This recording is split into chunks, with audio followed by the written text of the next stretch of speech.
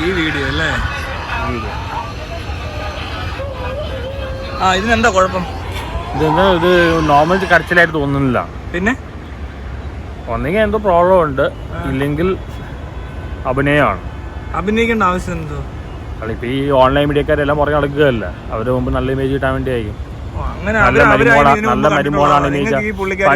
പണ്ട് മരുമക്കളെല്ലാം അമ്മായിമ്മ മേടിക്കുമ്പോ കണ്ണില് ഉള്ളിലെടുത്ത് വെക്കും കരച്ചിൽ കളിക്കാൻ വേണ്ടി. അതല്ല ഞാൻ ചോദിക്കുന്നത്, അതല്ല ഇപ്പൊ ഇവര് മീഡിയ വന്ന് ഇങ്ങനെ ആകണമെന്നുണ്ട്, ഇവർക്ക് എന്തെങ്കിലും ഉദ്ദേശമുണ്ടോ അങ്ങനെ? അതായത് അവർക്ക് ഇമേജ് കാണിക്കാനില്ല, എന്തോ ഒരു അബ്നോർമാലിറ്റി പോലെ തോന്നുന്നുണ്ട്. ഇത് എന്നാന്നറിയോ, ഇത് നോർമൽ അല്ല. അത് നോർമൽ അല്ല. അതെന്താന്ന് വെച്ചാല് മരിച്ച വീട്ടിൽ ചെല്ലുന്നു, അവരായിട്ട് എന്തെങ്കിലും ഈ പറഞ്ഞ പോലെ അമ്മായിയപ്പനാന്ന് പറയുന്നു, അപ്പൊ ആളുമായിട്ട് എന്തെങ്കിലും കണക്ഷൻ കൂടുതലുണ്ടാവും, മകളെ പോലെ സ്നേഹിക്കുകയോ എന്തെങ്കിലുമൊക്കെ സംഭവിച്ചു കാണും. അവർക്ക് അങ്ങോട്ടും ഇങ്ങോട്ടും ഒരാൾക്ക് ഓരോരുത്തരുമായിട്ടുള്ള ബന്ധം പോലും ഇരിക്കത്തില്ലേ? ചിലപ്പോ ഉണ്ടാവും, ചിലപ്പോ അയൽവക്കക്കാർക്ക് ഉണ്ടായിരുന്നിരിക്കും, ചിലപ്പോ നാട്ടുകാർക്ക് ഉണ്ടായിരുന്നിരിക്കും, മക്കൾക്കില്ലാത്ത വിഷമം ചിലപ്പോ ദൂരെ ഇരിക്കുന്ന സുഹൃത്തിനുണ്ടായിരുന്നിരിക്കും. അതിനെന്താ പിന്നെ ഞാൻ ഇതിനകത്ത് മനസ്സിലാക്കുന്ന കാര്യം എന്താ വെച്ചാൽ, ഇവർക്ക് ഇങ്ങനത്തെ ഒരു സാഡ് സീൻ ഉണ്ടാകുമ്പോൾ അവർക്ക് ഇമോഷൻ കൺട്രോൾ ചെയ്യാൻ പറ്റാത്തൊരു വ്യക്തി, മനസ്സിലായില്ല? അപ്പൊ അവർക്ക് അടുപ്പമുള്ള ഒരാൾ മരിച്ചപ്പോൾ അവർ ഓവറായിട്ട് റിയാക്ട് ചെയ്യും. അവർക്ക് അങ്ങനെ ഹാൻഡിൽ ചെയ്യാൻ പറ്റത്തില്ല ഈ സിറ്റുവേഷൻസ് ഒന്നും. അവർ ഒത്തിരി ഉറക്കക്കാരെയും അലറി പോയി വീഴും, നിർത്താൻ പറ്റത്തില്ല. അതുപോലത്തെ എന്തോ കാര്യമാണെന്നേ തോന്നിയുള്ളൂ, അല്ലാതെ കള്ളത്തരമൊന്നുമില്ല. നോർമൽ അല്ല. നോർമൽ ആണെങ്കിൽ ബാക്കിയുള്ളവരെ പോലെ നിന്നേനെ. അത് മനോജ്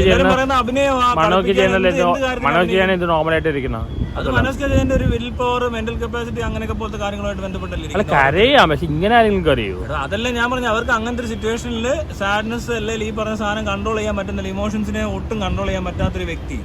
അത് അവർക്ക് അടുപ്പമുള്ള ആര് മരിച്ചാലും അവർ അവിടെയൊക്കെ പോയി ഇങ്ങനെയൊക്കെ കരയും. അതുപോലെ കരയുന്ന ഒത്തിരി പേര് ഇവിടെ ഉണ്ട്. ഇവരെ ഇങ്ങനെ ഒരു സീൻ ആദ്യമായിട്ട് കാണുമ്പോൾ നമ്മുടെ ആളുകൾ എല്ലാവരും കമന്റ് ഇട്ട് അവരെ നാറ്റിക്കുവോ? ഡോക്ടേഴ്സിനെ കാണണം. ഡോക്ടറിനെ കാണണം നിർബന്ധമൊന്നുമില്ല, ഇത് എപ്പോഴും ഉണ്ടാവണമെന്നില്ലല്ലോ. മരിക്കുന്ന സമയത്ത് അവർക്ക് ഒരു ഇച്ചിരി ഓവറായിട്ട് എക്സ്പ്രസ് ചെയ്യണമെന്ന് തോന്നുന്നു, അവർ ചെയ്യുന്നു. ആർക്കും അടക്കം ചെയ്യാൻ സമ്മതിച്ചില്ലെങ്കിൽ എന്ത് ചെയ്യും? അടക്കം ചെയ്യാൻ പ്രശ്നം. ആ സമയത്ത് ട്രീറ്റ്മെന്റ് ആവശ്യമുണ്ട്. ബോഡി ഞാൻ പറഞ്ഞ ഇപ്പൊ സോഷ്യൽ മീഡിയയിൽ ഈ വീഡിയോ കണ്ടപ്പോ താനിക്കും തോന്നി ഓൺലൈൻ മീഡിയ എടുക്കേണ്ട ആവശ്യമില്ല. അതെന്തോ ആയിക്കോട്ടെ, അവരെടുക്കും എടുക്കാതിരിക്കും. പക്ഷെ കാണുന്നവർക്കൊരു ബോധം വേണ്ടേ? കാണുന്നവരെല്ലാം പറയുന്നത് എന്തോ ഇവര് ഓവർ ആക്ടിങ്, ആഹാ നല്ല അഭിനയം എന്നൊക്കെ പറഞ്ഞ അത് മാത്രമേ അറിയില്ല. എന്താണ് വാസ്തവം അറിയില്ല. വാസ്തവം ഞാൻ പറഞ്ഞത് മനോജ് ജയനെ വിളിച്ചു നോക്കിട്ട്, കാരണം ഇവരെ ആർക്കും അറിയത്തില്ല. ഇവരാരാ? മനോജ് ജയന്റെ ഭാര്യ ആണോ? മനോജ് ജയന്റെ ഫാദർ മരിച്ചപ്പോഴാണ്. മനസ്സിലായി. ഓക്കെ, അമ്മായിപ്പ മരിച്ചപ്പോ അത് തന്നെ. അങ്ങനെ അപ്പൊ അവർക്ക് മകളെ പോലെയാണ് അവര് കണ്ടത്, അച്ഛനെ പോലെ സ്നേഹിച്ചെങ്കിലോ നല്ലൊരു മനുഷ്യനല്ലേ. അപ്പൊ അയാളോട് ഒരു സ്നേഹവും റെസ്പെക്റ്റും ഒക്കെ ഉണ്ടായി കാണും. അപ്പൊ അവര് മരിക്കുമ്പോ കരയണ്ടേ? എന്തായാലും അമ്മായിപ്പ വെച്ച് കഴിഞ്ഞാൽ മരുമോട് ഇത്രയും കാര്യം തോന്നുന്നില്ല. അവിടെ സുഖം കിട്ടുന്നില്ലല്ലേ? അമ്മായിപ്പ മരിക്കുകയാണെങ്കിൽ മരുമോട് കാര്യം തോന്നുന്നില്ല.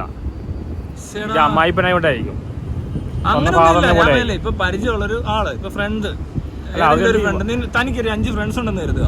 അതിനകത്ത് ഒരു ഫ്രണ്ട് തന്നെയായിട്ട് കൂടുതൽ അറ്റാച്ച്ഡ് ആയിരിക്കും. അവര് തമ്മിൽ ചിലപ്പോ പല കാര്യങ്ങളും പേഴ്സണലി ഷെയർ ചെയ്യുന്നുണ്ടാവും, ഒരുപാട് അടുപ്പമുണ്ടാവും, ഹെൽപ്പ് ചെയ്തിട്ടുണ്ടാവും. അങ്ങനെയുള്ള സിറ്റുവേഷനിൽ ഒരു സുഹൃത്ത് മരിക്കുമ്പോൾ ബാക്കി 5 പേര് കരയുന്നില്ല, ഒരുത്തൻ മാത്രം കരയാൻ പാടില്ലേ? ഇത് അറ്റാച്ച്മെന്റ് അല്ല, ഇത് ഇമോഷണലി ബാലൻസ് ആണ്, ഒരു നോർമൽ കരച്ചിലല്ല.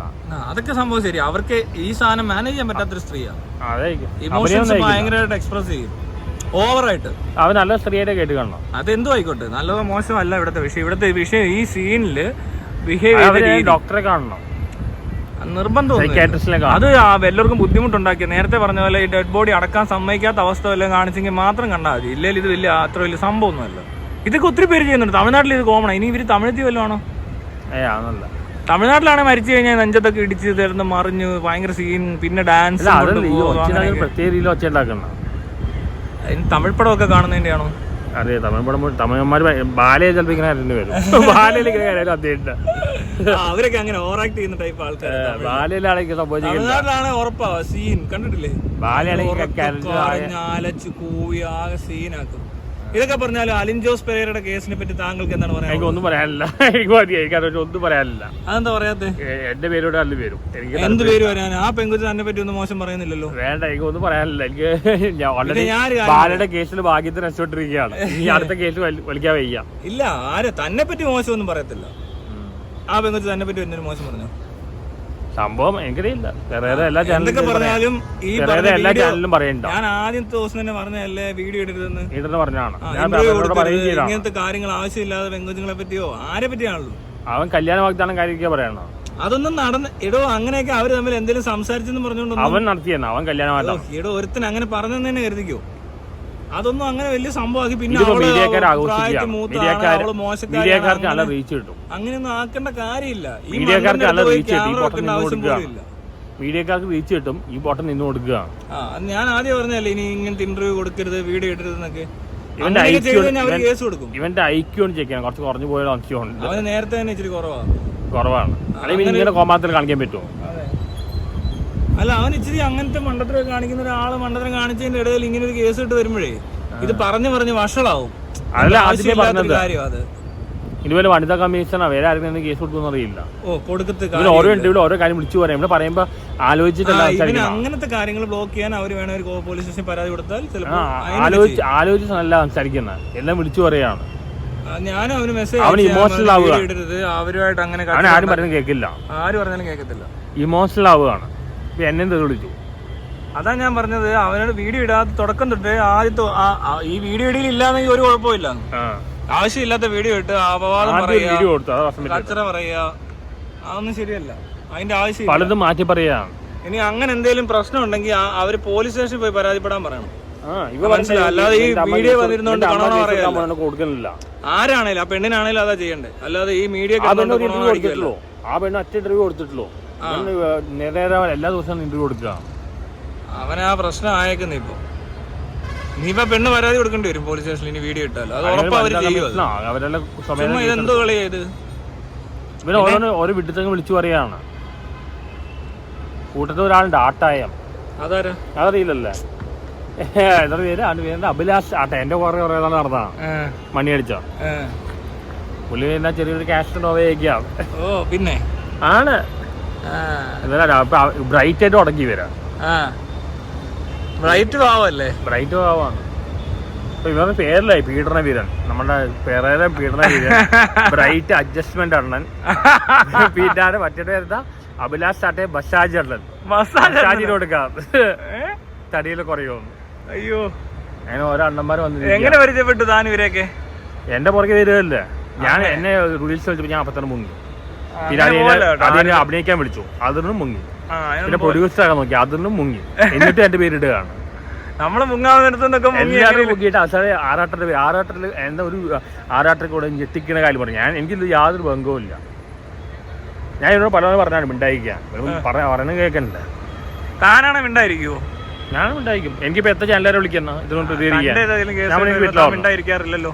എന്നെ എത്ര ചാനലരെ വിളിച്ചറിയോ? ഇതിന്റെ കേസല്ല, വേറെ പല കേസായിട്ട് വരുമ്പോൾ താൻ അങ്ങനെ പറഞ്ഞാൽ കേൾക്കും. ഞാൻ കേൾക്കും. ബാലയുടെ കേസിലെ ഞാൻ അപ്പൊ ഇതെനിക്ക് പറയാൻ വയ്യ. എനിക്ക് നല്ല പോപ്പുലേഷൻ ആക്കാൻ വയ്യ. അങ്ങനെ ഉണ്ടാക്കല്ലേ. ഞാൻ ചെയ്യുന്നില്ലല്ലോ. ഇതിൽ ഭയങ്കര പണിയാണ്. പെണ്ണിങ് കേസിൽ വളരെ പ്രശ്നമാണ്. നാട്ട കേസാണ്. ഞാൻ ഇല്ല. എനിക്കാണെങ്കിൽ ഇപ്പോൾ വൈറലാവാൻ എത്രയോ ചാനലുകാർക്ക് ഇന്റർവ്യൂ കൊടുക്കാൻ, എത്രയോ ചാനലരെ വിളിച്ചത്. മീഡിയക്കാരുടെ ഒരു ഇതാണ്. ഇവനെന്ത് വല്ല IQ ടെസ്റ്റോ എന്തെങ്കിലും ടെസ്റ്റ് നടത്തണം. മെന്റലാണോ ഇന്റലിജന്റ് ആണോ അറിയില്ല. എന്താണെന്ന് പ്രോബ്ലം അറിയില്ല. ബെറ്റർ പ്രോബ്ലം ആണോ അല്ലെങ്കിൽ ബുദ്ധിയുടെ പ്രസാദം അറിയില്ല. എന്തായാലും കൊള്ളാം. ഈ അടുത്തിടെ കണ്ട ഏറ്റവും ഇഷ്ടപ്പെട്ട പടം ഏതാ? എനിക്ക് ജയ് ഗണേഷ്. ശരിക്കും എനിക്ക് ആവേശം ഇഷ്ടപ്പെട്ടില്ല. ഇല്ല, ജയ് ഗണേഷ് വെറുതെ അവന്റെ വട്ടത്തരം. എത്ര നാളെ വട്ടത്തരവും നെഗറ്റീവ്. ഇതെല്ലാം വേറെ ഒന്നും പാദർശിനെ അറിയില്ല. എങ്ങനെ ആ പടം 2 കൊല്ലം കാണാൻ പോയി. എന്നിട്ട് അരോട് പ്രേമ ഇറങ്ങിപ്പോയി. ആവേശം എനിക്കാണ്. ഞാൻ റിലീസ് ചെയ്യുന്ന തലേദിവസം പടം ഇട്ടേക്ക് എനിക്ക് ഇഷ്ടപ്പെട്ടില്ലോ. ഒരു വട്ടത്തരം. ഇവനിപ്പോ ഈ ഫാസ്റ്റാഷിൽ കാണിക്കുന്ന വട്ടത്തരവും നെഗറ്റീവും വേറെ ഒന്നും കാണിക്കുന്നില്ല. പക്ഷെ എനിക്ക് ഇഷ്ടപ്പെട്ടു. നല്ല കോമഡിയാണ് പടം. താനതിന്റെ അരമണിക്കൂർ കഴിഞ്ഞ് ഇറങ്ങിപ്പോയതെല്ലാം കോമഡിയാ പടം. അതിനെക്കാട്ടും നല്ല വർഷങ്ങൾക്ക് ശേഷമാണ്. വർഷങ്ങൾക്ക് ശേഷം ഹൃദയത്തിന് അത്ര വരില്ല.